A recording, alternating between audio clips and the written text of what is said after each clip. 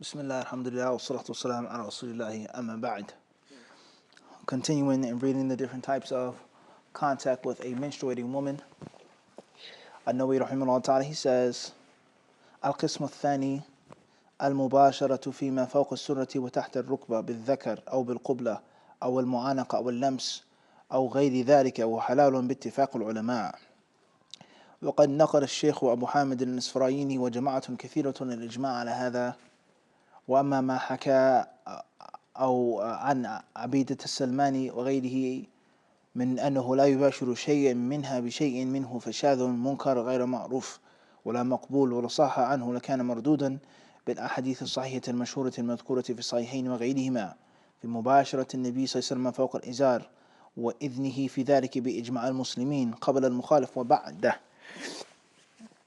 ثم إنه لا فرق بين أن يكون على الموضع الذي يستمتع به شيء من الدم أو لا يكون. هذا هو الصواب والمشهور الذي قطع به جماهير أصحابنا وغيرهم من العلماء للأحاديث المطلقة.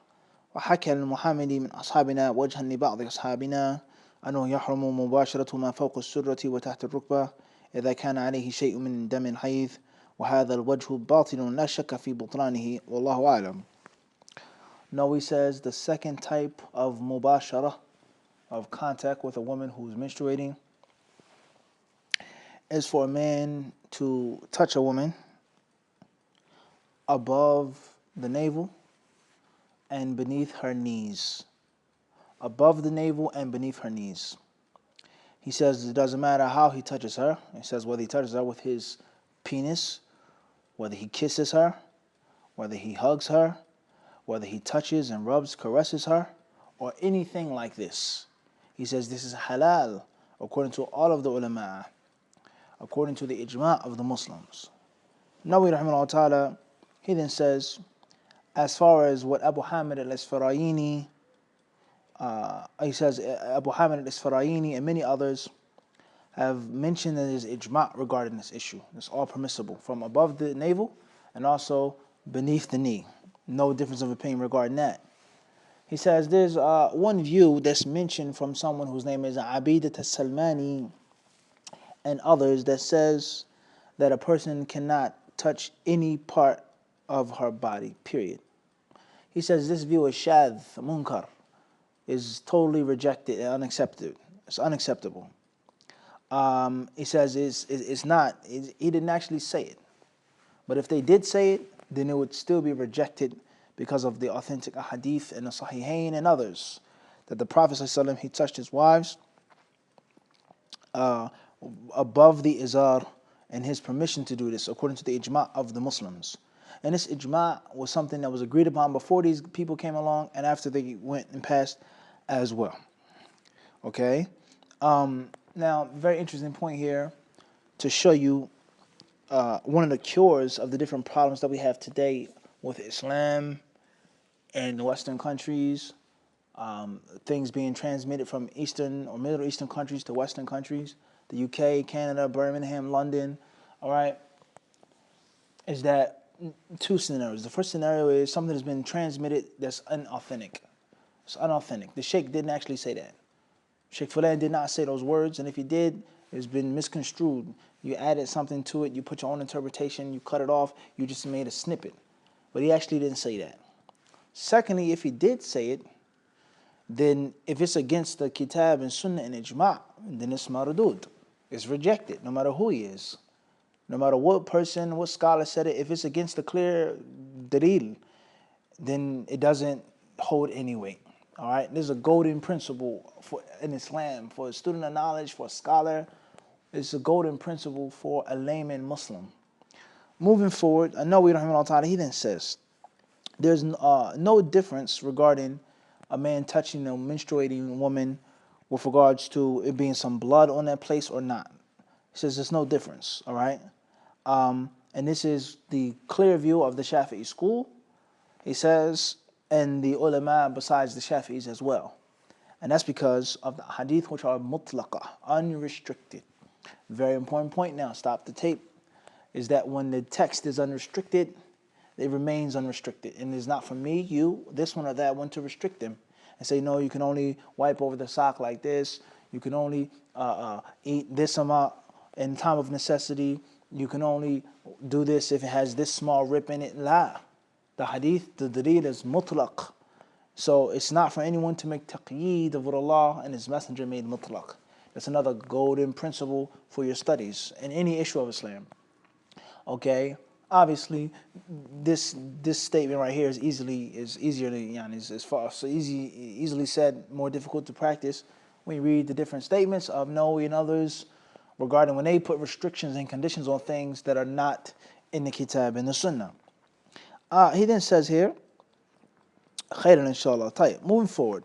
القسم الثالث, the third type of مباشرة, المباشرة فيما بين السرة والركبة في غير القبل والدبر، وفيها ثلاثة أوجه لأصحابنا أصحها عندهم أو أصحها عند جماهيرهم وأشهرها في المذهب أنها حرام، وثاني أنها ليست بحرام ولكنها مكروهة كراهة تنزيه، وهذا الوجه أقوى من حيث الدليل وهو المختار. والوجه الثالث أن كان المباشر يضبط نفسه عن الفرج ويثق من نفسه باجتنابه إما لضعف شهوته وما لشدة ورعه جاز وإلا فلا، وهذا الوجه حسن. قال أبو العباس البصري من أصحابنا وممن ذهب إلى الوجه الأول وهو تحريم مطلقا مالك وأبو حنيفة وقول أكثر العلماء منهم سعيد بن المسيب وشريح وطاووس وعطاء وسليمان بن يسار وقتادة، وممن ذهب إلى الجواز عكرمة ومجاهد والشعبي والنخعي والحكم والثوري والأوزاعي وأحمد بن حنبل ومحمد بن الحسن وأسبغ وإسحاق بن راهوي وأبو ثور وابن المنذر وداود. وقد قدمنا أن هذا المذهب أقوى دليلا، واحتجوا بحديث أنس الآتي اصنعوا كل شيء إلا النكاح. قالوا وأما اقتصار النبي صلى الله عليه وسلم في مباشرته على ما فوق الإزار فمحمول على استحباب والله أعلم. He says the third type of the mubashara is for man to touch, to caress, to fondle, to rub, to come in direct contact, his skin with her skin, with that which is beneath the navel, beneath the belly button, and above the kneecap. In other words, that which is between the navel and the kneecap. He says for him to touch this place, any part of her body that is not her vagina and that is not her anus.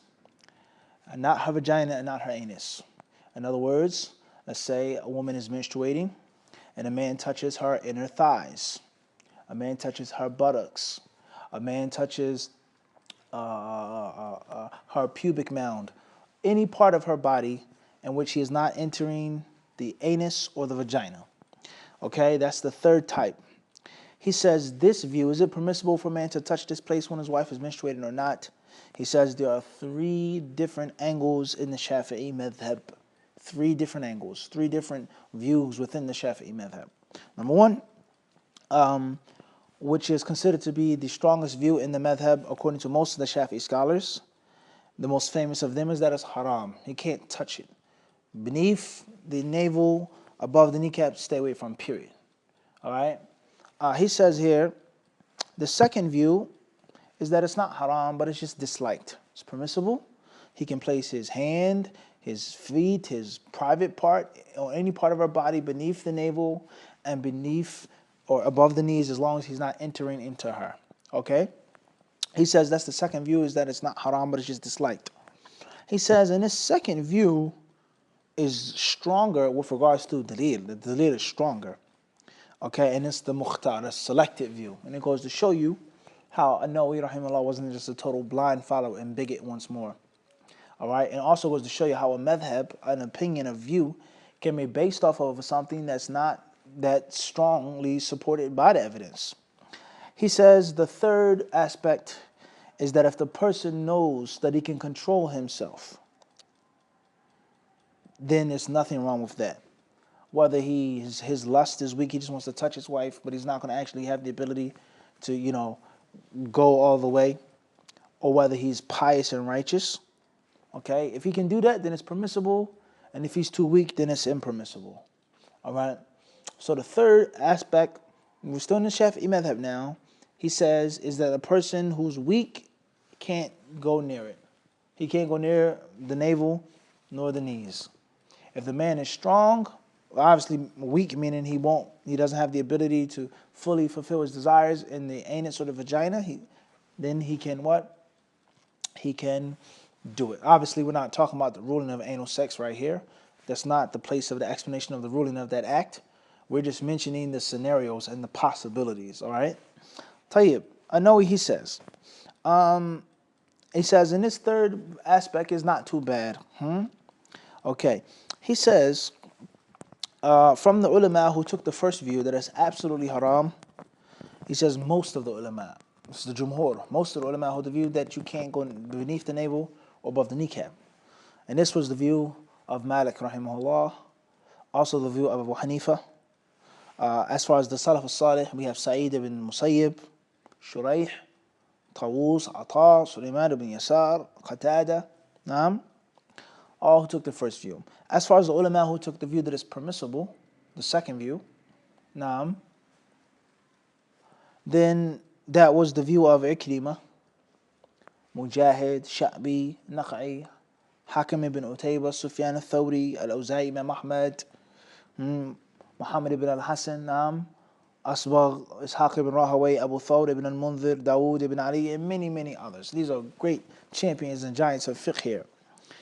He says, in this madhab here, has the strongest dalil, has the strongest proof and evidence, all right?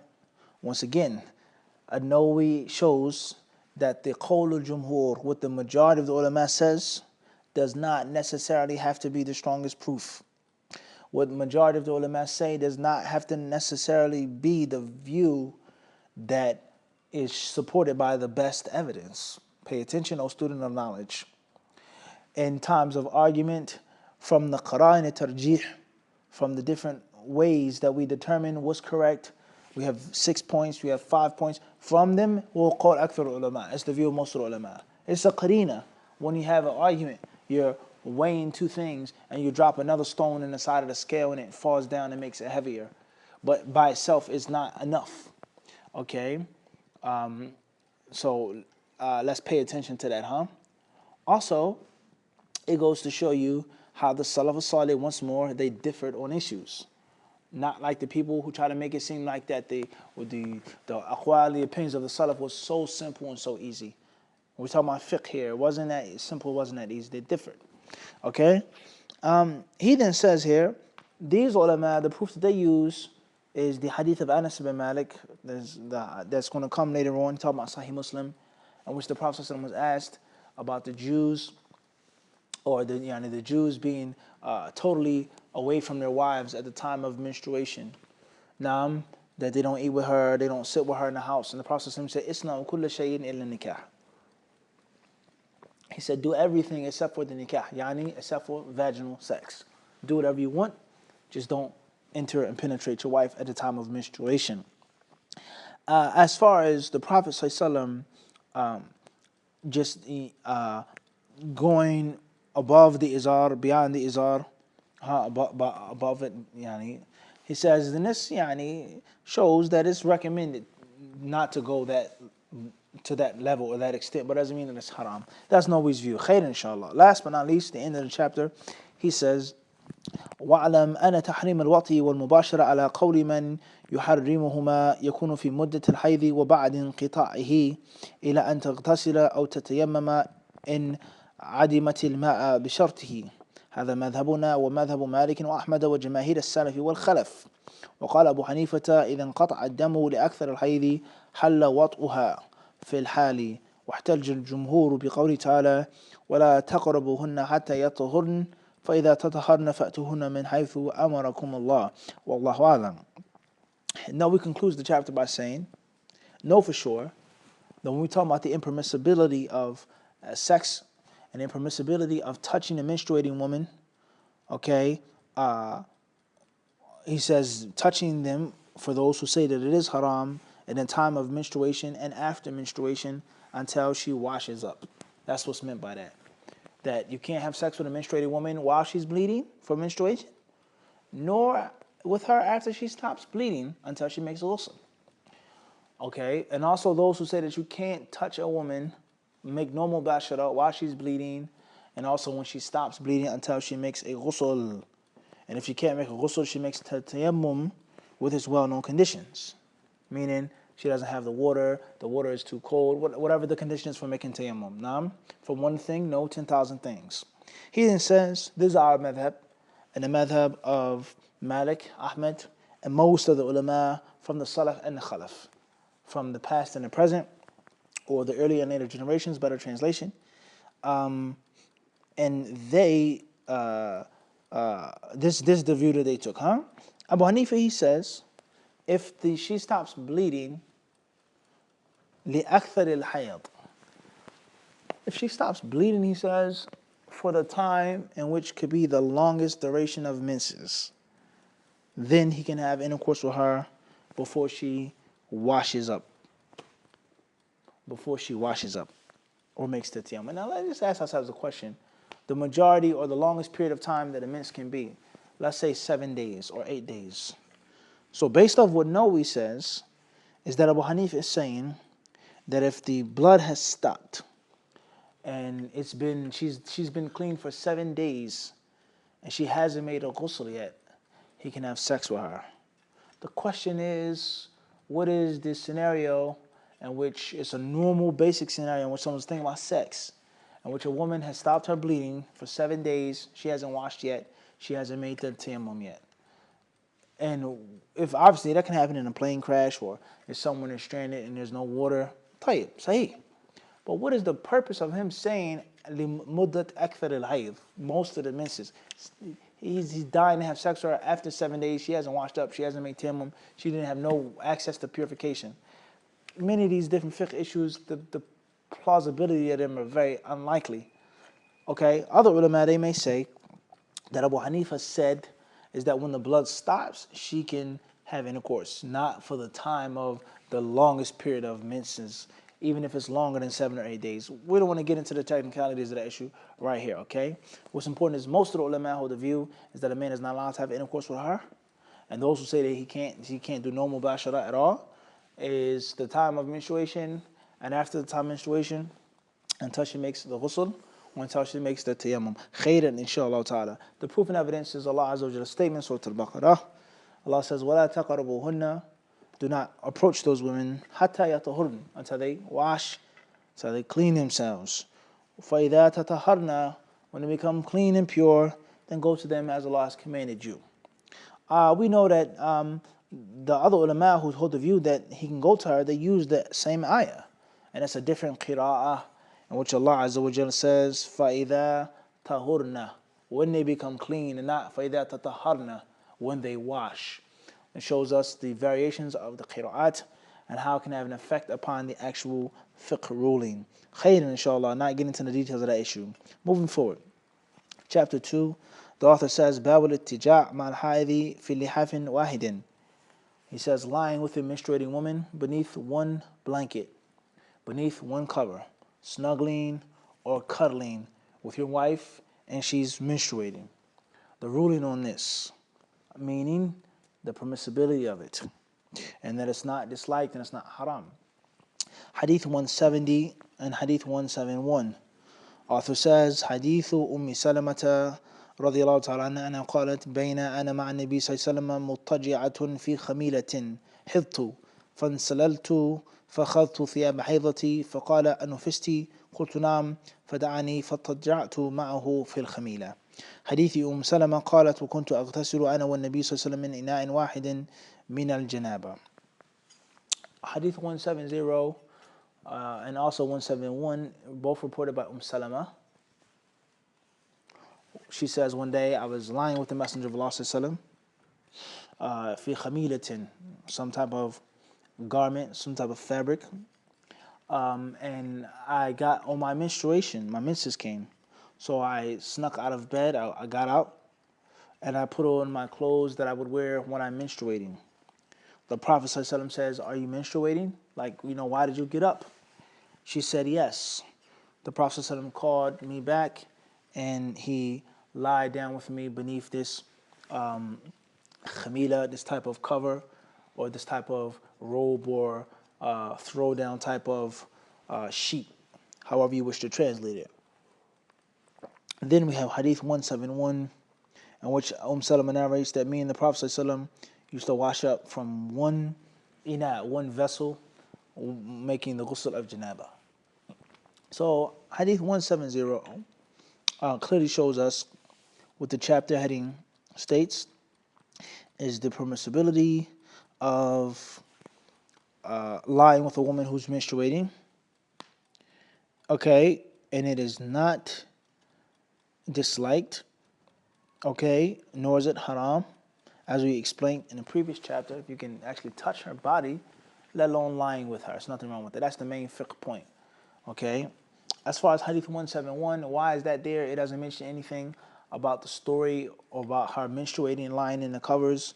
We're not going to get there. We explained some of the different kind of technical glitches of the book in the past, or not even glitches, but reasons why it's ordered and put in a certain way. What's important is Hadith 170 is that the Prophet ﷺ lied with her, and once he found out she was menstruating, he caught her back again.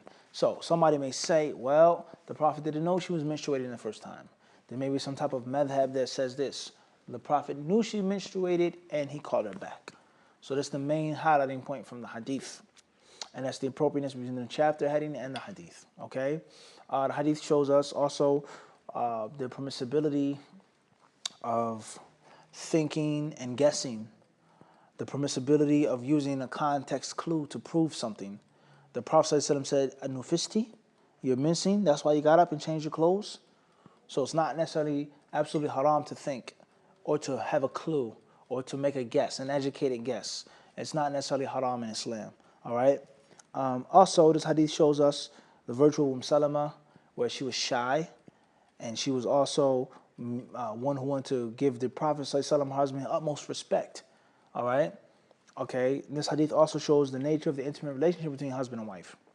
And also shows us the Prophet ﷺ's kindness to women. And this teaches us some of the basics of Islamic romance. Islamic romance. He said, come lie down next to me. All right? There wasn't anything sexual mentioned. Lie down with me. Okay, so a husband shouldn't be rough and tough and crude and harsh with his wife. Should be kind and gentle and romantic with his wife. All right, even if it's not an issue of sexual intercourse and intimacy. Okay, and no one is too tough, too brave, too much of a warrior, too knowledgeable, too pious and righteous to sit and spend time with his wife. And Hadith 171